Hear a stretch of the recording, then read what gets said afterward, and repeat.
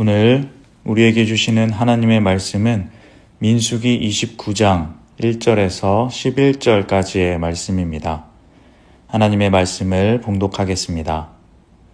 일곱째 달에 이르러는 그달 초하루에 성회로 모이고 아무 노동도 하지 말라. 이는 너희가 나팔을 불 날이니라. 너희는 수송아지 1마리와 순양 1마리와 1년 되고 흠없는 순양 7마리를 여호와께 향기로운 번제로 드릴 것이며 그 소제로는 고운 가루에 기름을 섞어서 쓰되 수송아지에는 10분의 3이요 순양에는 10분의 2요 어린 양 7마리에는 어린 양 1마리마다 10분의 1을 드릴 것이며 또 너희를 속죄하기 위하여 순염소 1마리로 속죄제를 드리되 그달의 번제와 그 소제와 상번제와 그 소제와 그 전제 외에 그 규례를 따라 향기로운 냄새로 화제를 여호와께 드릴 것이니라. 일곱째 달 열흘 날에는 너희가 성회로 모일 것이요 너희의 심령을 괴롭게 하며 아무 일도 하지 말 것이니라. 너희는 수송아지 1마리와 순양 1마리와 1년 된 순양 7마리를 다 흠없는 것으로 여호와께 향기로운 번제를 드릴 것이며 그 소제로는 고운 가루에 기름을 섞어서 쓰되 수송아지 1마리에는 10분의 3이요 순양 1마리에는 10분의 2요 어린 양 7마리에는 어린 양 1마리마다 10분의 1을 드릴 것이며 속죄제와 상번제와 그 소제와 그 전제 외에 순염소 1마리를 속죄제로 드릴 것이니라. 아멘. 지난 장인 28장 16절부터 이제 이스라엘 백성들이 매년 지키는 절기에 대한 말씀이 나옵니다. 그 절기에 지켜야 하는 것과 드려야 할 제사가 무엇인지 알려주고 있습니다. 어제 말씀에는 1월에 지키는 유월절과 무교절, 그리고 그 이후에 50일째 되는 날에 지키는 77절에 대한 이야기가 나옵니다. 그리고 오늘 말씀인 29장에는 이제 기간이 좀 지나서 7월에 지켜야 하는 절기에 대한 내용이 나옵니다. 이스라엘이 매년 지키는 절기 중에 3대 절기라고 들어보셨을 것입니다. 이스라엘의 모든 남자는 1년에 3번 여호와 앞에 나와야 하는데 그 절기가 바로 3대 절기입니다. 3대 절기는 제가 좀 전에 말씀드렸던 1월의 유월절, 그리고 50일 뒤인 3월의 77절, 그리고 7월의 장막절, 이 세 가지가 3대의 절기라 보시면 됩니다. 어제 말씀을 기초로 3대 절기를 잠시 요약해서 말씀드리자면 첫 번째 유월절은 1월 14일에 지키는 것으로 이스라엘 백성이 출애굽할 때 장자의 죽임당함의 재앙을 문설주에 피를 바름으로 넘어가게 되었던 것을 기억하고 기념하는 절기입니다.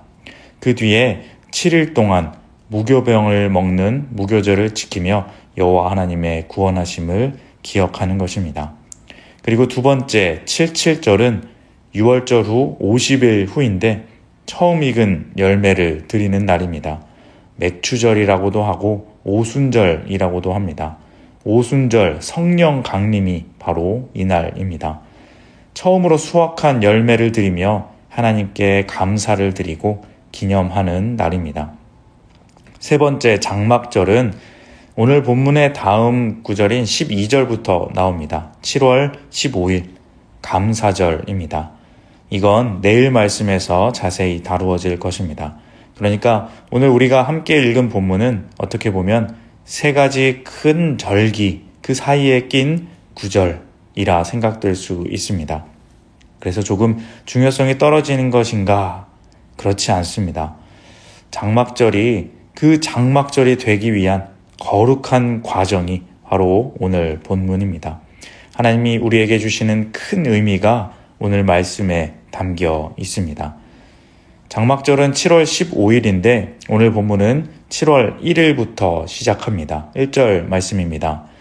일곱째 달에 이르러는 그달 초하루에 성회로 모이고 아무 노동도 하지 말라. 이는 너희가 나팔을 불 날이니라. 7월 1일은 나팔을 부는 나팔절입니다. 이날은 성회로 모이고 아무 노동도 하지 않습니다. 유대인들은 이 7월 1일을 로시 하샤냐라고 부르는데 그 뜻은 그 해의 머리라는 뜻입니다. 하나님은 6월절을 기준으로 새로운 종교력을 달력으로 주셨는데 그 기준으로 나팔절은 7월이지만 이들이 원래 사용했던 민간력에서는 이 7월이 첫째 달입니다. 그 기준은 농업입니다.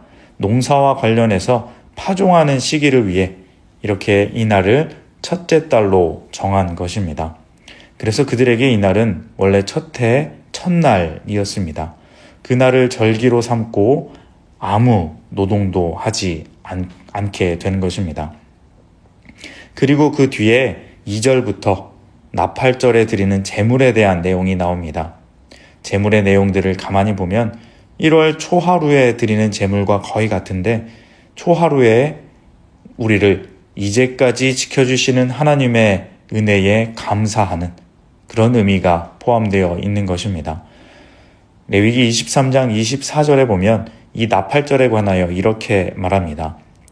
이스라엘 자손에게 말하여 이르라. 일곱째 달 곧 그 달 첫날은 너희에게 쉬는 날이 될지니 이는 나팔을 불어 기념할 날이요 성회라. 나팔을 불어 기념할 날이다 합니다.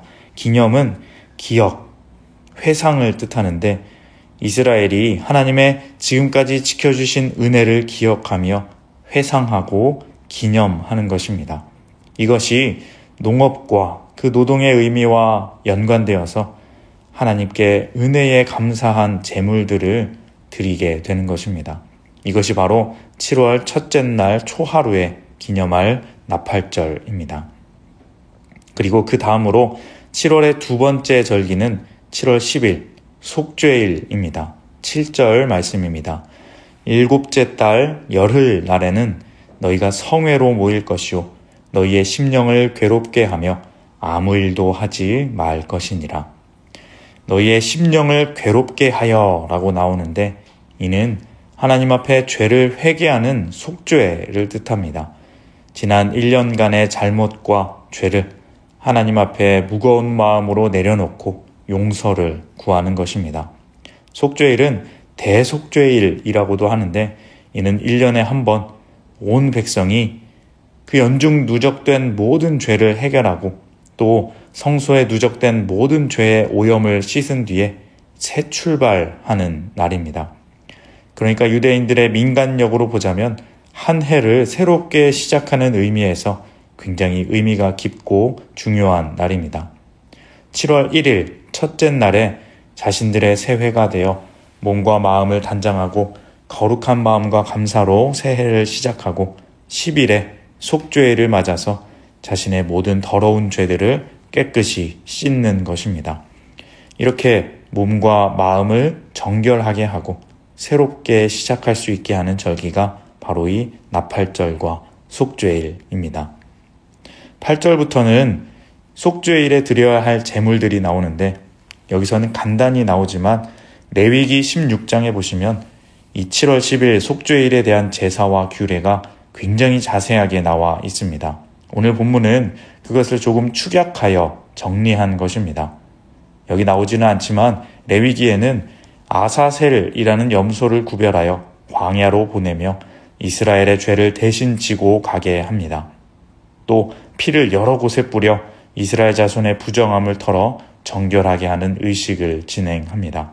이러한 상징적인 속죄의 행위들을 함으로 이날은 모든 사람들이 자신의 죄를 인정하고 회개하며 심령을 괴롭게 하고 겸손하게 하나님 앞에 나아가는 날이 된 것입니다.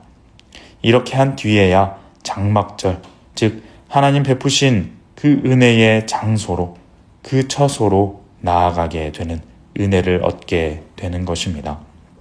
그제서야 진정한 감사의 예배가 성립될 수 있는 것입니다. 오늘의 말씀은 그러한 우리의 하나님께로 나아가기 위해 정말 중요하고 필요한 과정을 알려주고 있는 것입니다. 사랑하는 성도님 여러분, 오늘 말씀에서 77절과 장막절 사이에 있는 7월 첫째 날 나팔절과 그리고 7월 10일 속죄일을 통해서 우리는 하나님께 나아가는 과정에 대해 배울 수 있었습니다. 거룩한 하나님이 계신 곳, 그 은혜의 보좌, 감사의 예배로 나아가기 위해 우리에게 필요한 것은 바로 속죄의 상한 심령입니다. 죄를 회개하고 정결하여진 몸과 마음으로 하나님께 나아가야 하는 것입니다.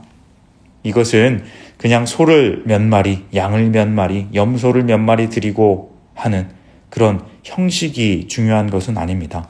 형식은 조금 축약할지라도 중심에 분명히 있어야 할 것이 있습니다. 우리의 심령을 괴롭게 하는 것, 나 자신을 스스로 낮추고 자신을 부인하고 겸손한 마음으로 나아가는 것입니다.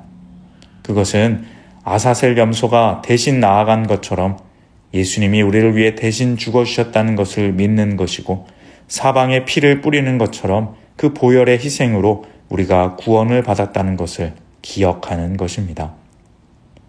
지금 우리가 사는 이 시대에는 염소를 보내거나 피를 직접 뿌리지는 않지만 그 정신만은 우리가 지킬 수 있습니다. 은혜의 보좌 앞으로 나아가려면 이 정신이 있어야 합니다. 오늘 이 시간에도 말씀과 기도로 우리는 하나님께 나아갑니다. 우리는 어떠한 모습으로 나아가고 있는지 돌아봅니다. 우리의 예배는 어떠한지 생각해 봅니다. 그저 형식이 중요해지지는 않았는지, 시간을 지키면 되고 헌금을 이만큼 하면 되고 봉사를 이만큼 하면 되겠지, 정성을 들이면 되지. 물론 그것도 중요합니다. 하지만 그보다 먼저 우리 안에 상한 심령과 예수님 보혈을 의지하는 마음이 없으면 그 앞으로 나아갈 준비가 된 것이 아닙니다. 그것은 우리의 힘으로 되는 것이 아닙니다. 나를 내려놓고 보혈을 의지하는 것, 겸손히 내 죄를 회개하고 상한 심령으로 엎드려야 하는 것입니다. 이 시간에 기도하며 우리의 마음가짐을 다시 세워봅니다. 고요히 엎드려 나의 연약함을 내려놓습니다. 나팔을 불듯이 은혜를 기억하고 찬송하며 피를 뿌리듯이 상한 심령으로 회개해 봅시다. 그러면 하나님께서 우리를 그 영광의 보좌로 초대할 것입니다. 놀라운 은혜와 감사가 넘치게 될 것입니다. 이 은혜가 우리의 모든 삶 가운데 함께 하시기를 바랍니다. 은혜의 보좌 앞으로 나아갈 준비를 잘 하셔서 하나님 기뻐하시고 복 주시는 귀한 예배의 삶 살아가시는 우리 모두가 다 되시기를 주님의 이름으로 소망합니다. 기도하겠습니다. 하나님 아버지 감사합니다. 놀라운 은혜로 죽을 수밖에 없던 우리에게 생명을 주시고 그 풍성한 생명으로 살아가게 하심에 참으로 감사드립니다. 우리가 날마다 그 하나님의 처소로 덧입길 원합니다.